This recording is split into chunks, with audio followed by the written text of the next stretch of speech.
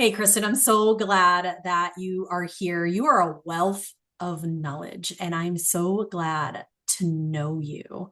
I want to hear more about your take on health, wellness, the gut, all the things that fascinate me. Yeah, thanks for having me. And likewise, you're very accomplished, and I love people sending people your way.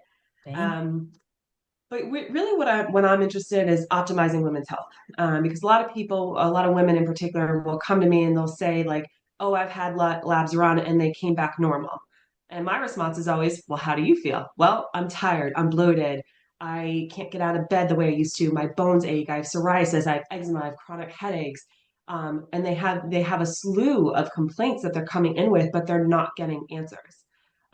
And so, what I try to educate women on first and foremost is your body doesn't, it's not here to frustrate you or to make you sad or make you upset. These are simply your body's ways of communicating. Because if you think about it, the body doesn't have a voice. Like I can say, Jen, my hip hurts, and then you know what to do. But your body is just going to be like, I'm bloated. And if you're bloated 24/7, it's a way of communicating that it needs some support.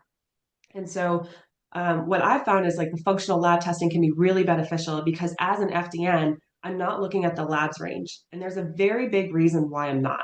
Lab ranges are an average of anyone and any demographic that has come in to get blood work or whatever lab work we're looking at. Whereas an FDN range as a functional diagnostic nutrition practitioner, I'm looking at a very narrow window because I'm trying to optimize your health and give you the right inputs for you to do that, really. Um, so when people come to me and we're running these functional labs, we're seeing very strong correlation between what's going on in these labs and how they're presenting. And then the light bulbs go off, and I always see like this huge sense of relief, like, oh, thank God, I'm not actually crazy. Something is going on. And so that alone, just giving women just this validation that, like, yeah, things are imbalanced, but it's okay because if we give the body the right inputs, the body knows what to do. So it's really about educating and empowering women to give themselves the right inputs through nutrition, rest, exercise, stress reduction, even energy healing. That's a huge component of what I do. And it's amazing how fast the body can come back online once we start nourishing it the right way. Yeah, I know you mentioned something about how the body works together and everything has to communicate to one another. And you can't just fix one piece and expect the whole organism to be like, oh, great, we did this thing and now we have this Right. effect. And I'm suddenly, operating at the best level that my body's designed to work at. But where's the lie there? Yeah, I think it's a beautiful thing that our body is so synergistic. So let's say we go in and we start working with just nutrition. Your hormones respond really well to strong nutrition. Your gut responds really well. But same thing, if we're living off of processed food, too much alcohol, too much sugar, your gut's going to come offline, the liver's going to be burdened, and our hormones are really going to be out of whack. And so we're looking at the whole system as how does the body need to be nourished? So I'm always thinking about how can we support the body. And one thing that I find really missed in the standard Medicare system is detoxification. And so when I talk about detoxification, I think the brain goes to like, oh, I'm going to do a juice cleanse, or I'm going to do raw food, or I'm going to give up alcohol, and that's great.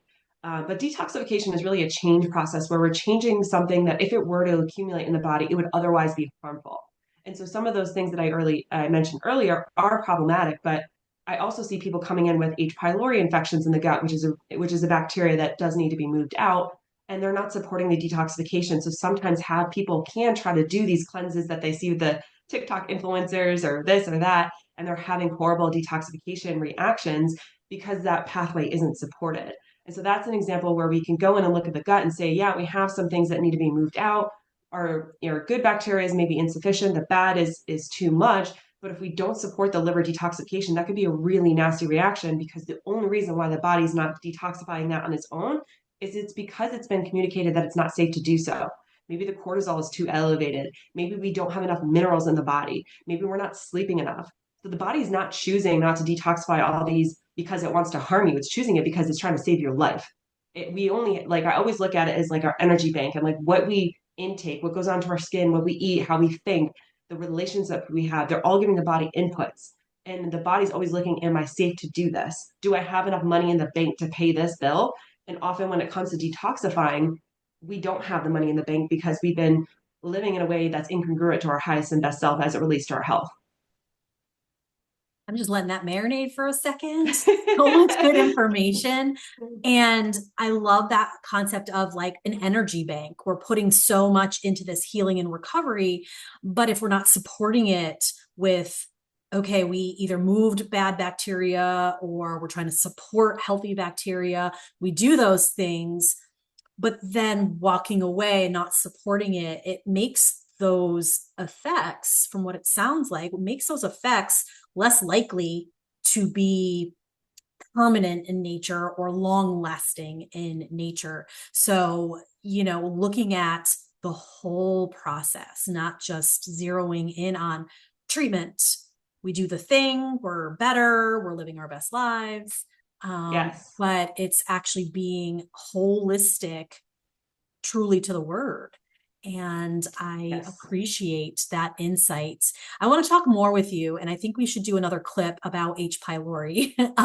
Yeah. So I think we should do that. Are you open to that combo? Yeah.